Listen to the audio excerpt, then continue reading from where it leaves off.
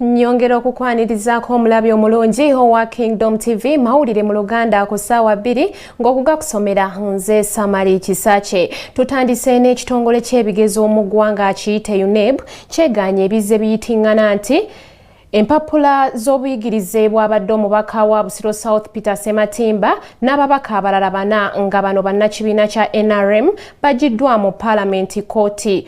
Omusasi waffe Beka Senyonga alina ebisinga ku bino.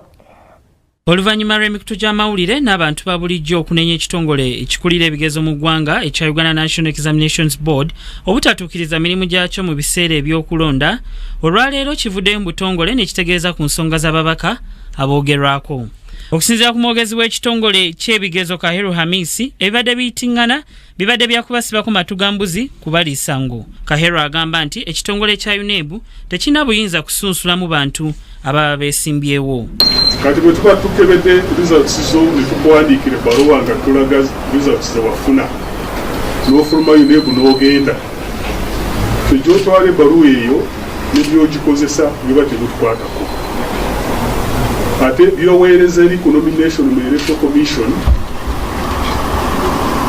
nabyo tuba tetubiraba kubanga tetubeerayo. Omulimu gwaffe tugukolera wano ku UNEB ate twagukola ne tugutuukiriza ate ne tugumaliriza bulungi. Ono agasseko nti olunaku lw'eggulo Tango Doi nga yakulira ebyokulonda mu NRM yabasindikidde amannya g'abannakibiina kooti bezzegoba mu Parliament okusobola okukakasa empapula zaabwe.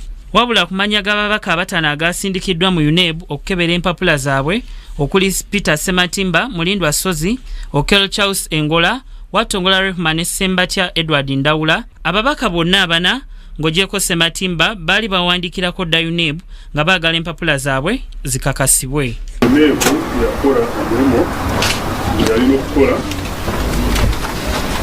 ne kebera empapula zaabo abakituukirira. Twagenda mu likodizi zaffe ne tubawandiikira amabaluwa nga galaga levo oba kirasi gye baatuula, ebibuuzo bye baatuula nga bya UNEB n'omwaka ne grades ze baafuna. Peter Sematimba teyatuukako mu UNEB ng'asaba okusunsula empapula ze. Teyatuukako mu UNEB n'olwekyo ffe tetumumanyi, tetulina kitumwogerako, ayinza kuba alina ekitongole kye yagendamu. Ekitongole kya UNEB kyongedde okukakasa eggwanga nti kirina ebiwandiiko bya bannayuganda bonna n'abo abaatula ebigezo byabwe mu biseera ng'omukago gw'amawanga ga buvanjuba bwa Ssemazinga Africa kiyite East African Community nga tegunnagwa mu mwaka gwa 1977. Ekitongole kyekimu kitegeezezza nga bwe kitalina musango kuba tekivunaanyizibwa ku by'ensoma ebya waggulu, wabula kisobola okukola ku nsonga ezikwatagana ku bya siniya ey'okuna n'ey'omukaaga nga ne bw'ojja n'empapula z'okuva amawanga amalala basobola okugatta obubonero obwo okulaba nga butunkana n'obwo obwoba ofunye mu bwawano.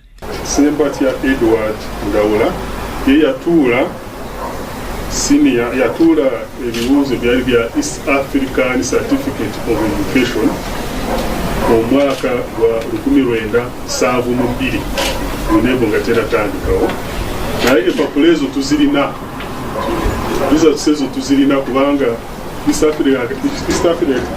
African Community bwe yavaawo ebya Uganda babireetawo. Kinajjukirwa nti okuva ababaka bwe balayira bangi ku bo bazze bagoba mu Parliament olw'obutaba na buyigirize bumala nga n'abamu ku bo n'empapula zaabwe ez'obuyigirize nga ziri mu mannya ag'enjawulo. Ku Kingdom TV amalindirire Senyonga Beka Mulinde. This is Kingdom TV.